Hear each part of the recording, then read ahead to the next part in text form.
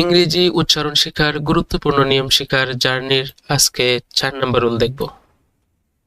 একটা রুল, উচ্চারণ শেখার পাশাপাশি ইংলিশ ওয়ার্ডের স্পেলিং ঠিক করার জন্য খুবই কার্যকর।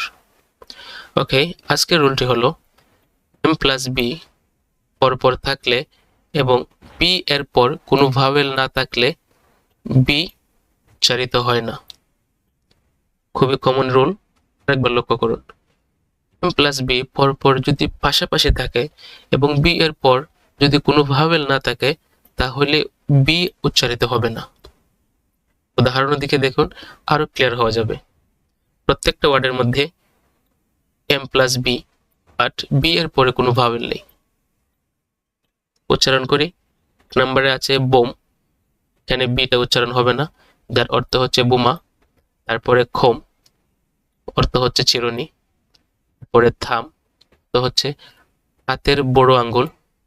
তারপরে থাম্বনেইল, যার অর্থ ছোট। এখানে প্রত্যেকটা ওয়ার্ডের মধ্যে বি আছে, m+b পরপর, বাট বি এর পরে কোনো ভাওয়েল নেই। এভাবে প্রতিদিন একটা করে নিয়ম শিখলে আপনার উচ্চারণ ঠিক হবে, রিডিং পড়তে সহজ হবে, প্লাস স্পেলিং ঠিক রাখতে, স্পেলিং মনে রাখতে খুবই সহজ হবে।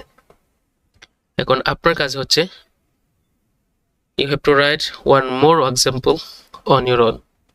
কমেন্ট সেকশনে চলে যান, গিয়ে এই 4টা ওয়ার্ডের বাহিরে নতুন আরেকটি ওয়ার্ড এই নিয়মের অধীনে কমেন্ট সেকশনে লিখুন। আপনার একটা কমেন্ট আমাকে আরো ভিডিও বানাতে ইন্সপায়ার করে। যদি ভালো লাগে সাবস্ক্রাইব করুন, পাশে থাকুন। ভিডিওটি হেল্পফুল মনে হলে অন্যকে শেয়ার করে দিন। Thank you so much. Stay with me and learn English with me slowly and clearly. May Allah bless you.